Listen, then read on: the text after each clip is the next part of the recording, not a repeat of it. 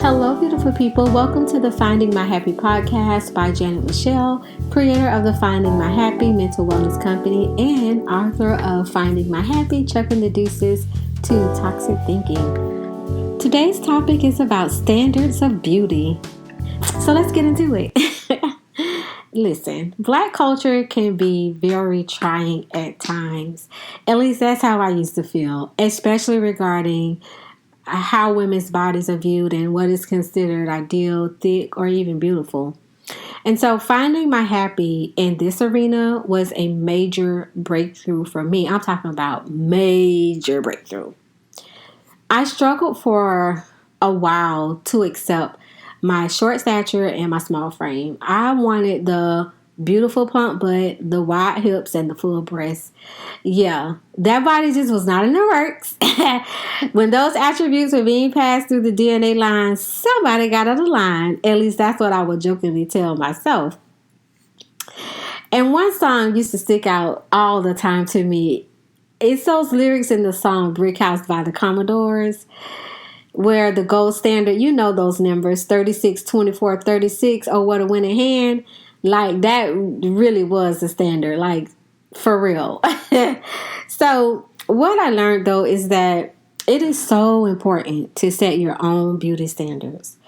The ones often dictated by society are often not realistic, and they're rooted in obtaining the male gaze, unfortunately. Those standards will have you thinking that there is something wrong with your natural attributes.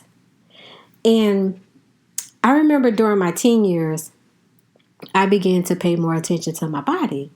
I was the senior that looked like a freshman, the 14-year-old that still couldn't get on all the rides at the fair, the sophomore in high school who could still wear a size 2 shoe in the children's department.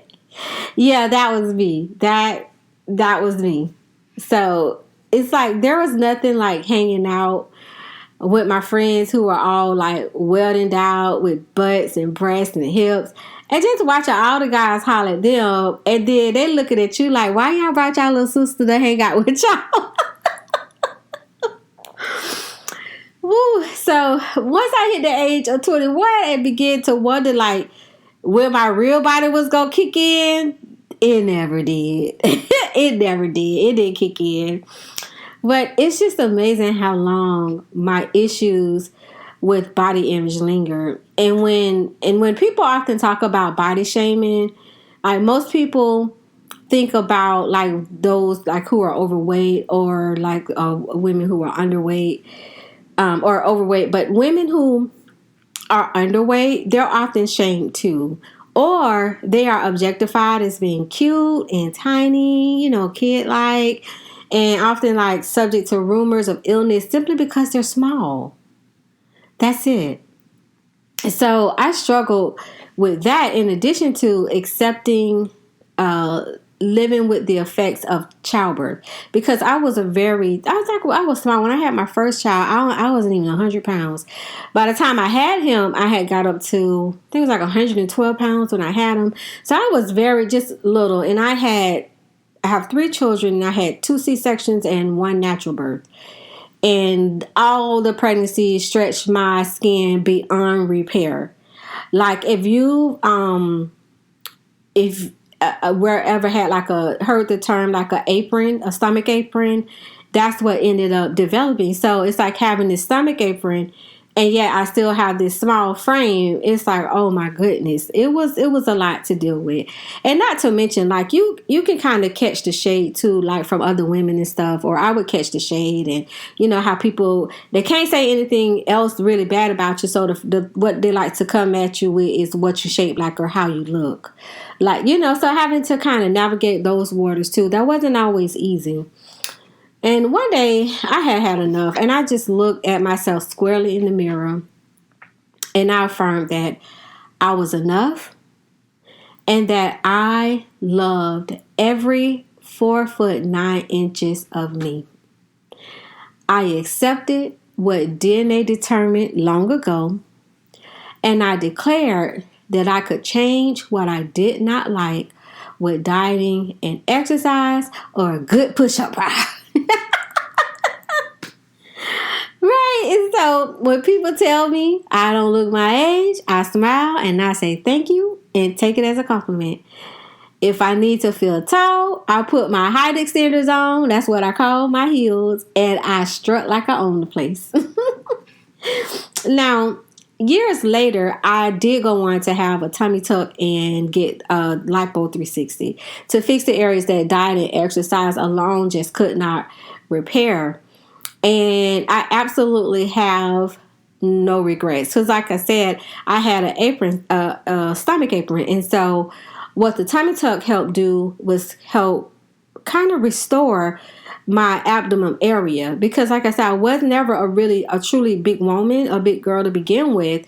And so what the tummy tuck did is like it got me back in alignment with my natural self and how I was before I had children. So I appreciated that because you can only do so much with the diet and exercise. And trust me, I dropped the weight, gained the weight, dropped the weight, gained the weight. But it's just something about the skin. You can do all of that and you still have that loose skin. And so the tummy tuck did help to rectify some of that. And then the lipo just helped, again, just kind of help shape certain areas. Because with the tummy tuck, it's like even though you may lose some weight, when you just go in and just remove it, you still got to kind of get your body in proportion. And so the lipo kind of helps with that. And so I underwent those procedures and I did receive a really big confidence boost. And, but I found peace in the fact that I have no regrets. I'm glad I did it. And I did it for me. I didn't do it so somebody could find me attractive. I did it for me. I did it for me. You hear me? Like, some people have no idea what that's like. Some people can, have those life changes like childbirth and they just snap right back. God bless them. And it's like, you got what? You got how many kids? Like, you can't even tell. And then some of us, unfortunately, that's not our story. So, so again, I have no regrets about undergoing those procedures, but I made sure that I did it for me. And that's important because when you're doing it and it's for other reasons, that can kind of take you down a rocky path. And you don't want to, find yourself there constantly fixing things and tinkering with things because you want other people to feel or look at you or accept you in a certain way. So you keep tinkering with these things and never, ever really finding peace. Anywho, that's another podcast. But I am so glad that I could get healing in this area because I had to coach both of my daughters through their awkward phases because they were both tiny. They used to get teased and called anorexic by their peers. And I'm proud to say that they have learned to embrace their bodies and their beauty and their bodies and establish their own beauty standards. And my youngest daughter, she posted she used to post affirmations and positive messages on her mirror in her room. And she also made little reminder messages about self-confidence and love that would pop up on her cell phone. And chucking the deuces to the toxic view of myself, it really helped me be a vessel for my daughters. And I love that even more because you just never know who's watching. You never know, who you're inspiring by being your authentic self. And so I love that.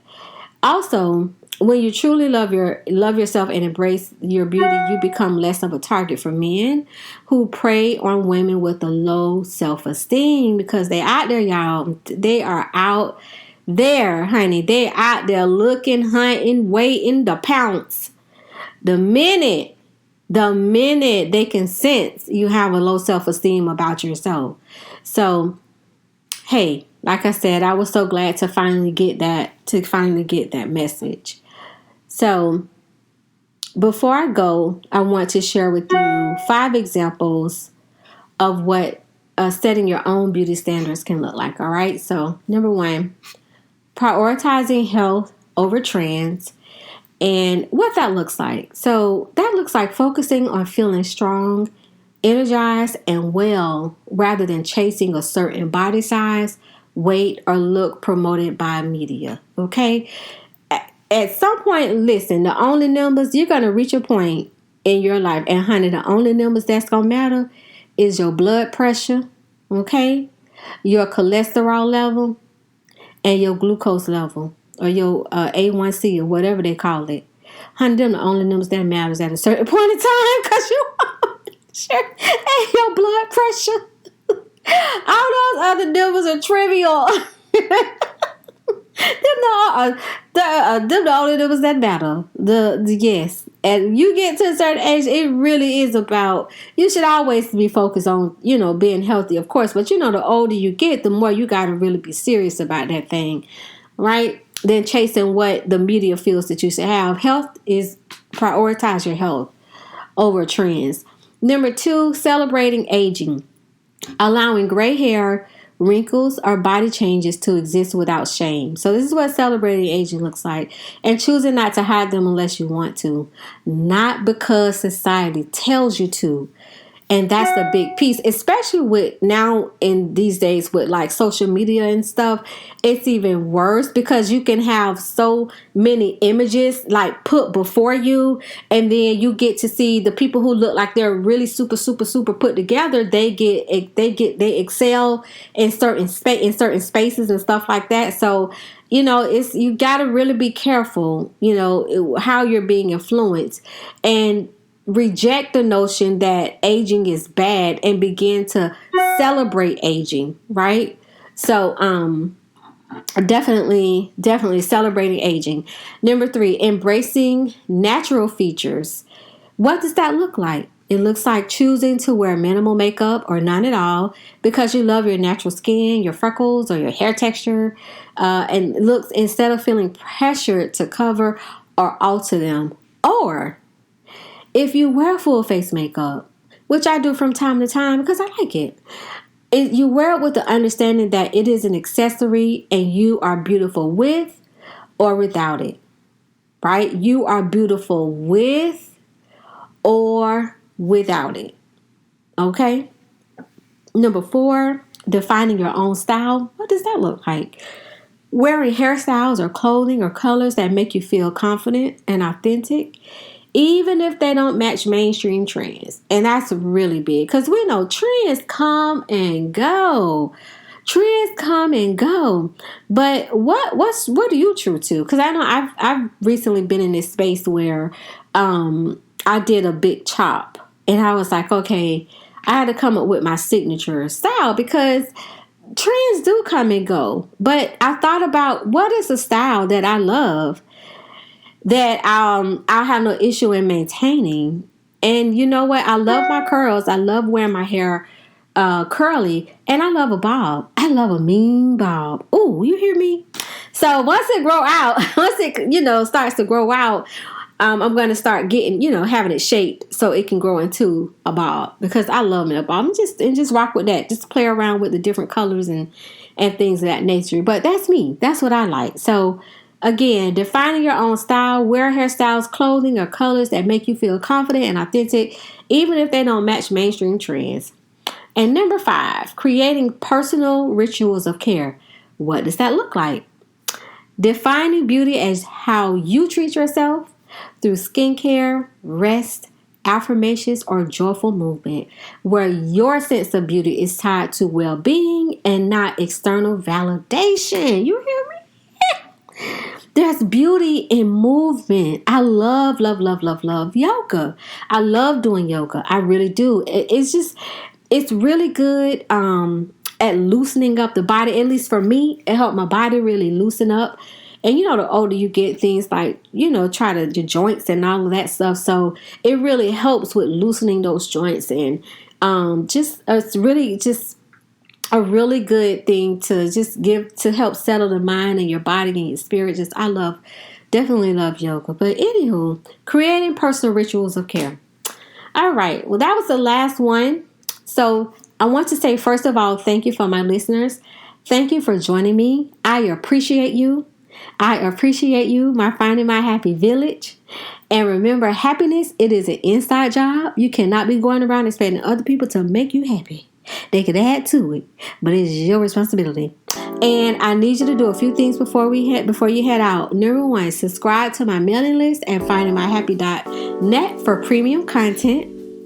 Number two, share this podcast with someone you think may benefit from it. Number three, join the Finding My Happy Facebook community. And number four, follow me on Spoutable, Fanbase, or Spill.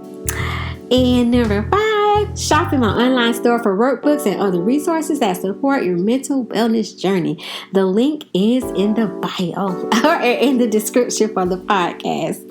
All right, until next time, beautiful people, I will talk to you later. Bye.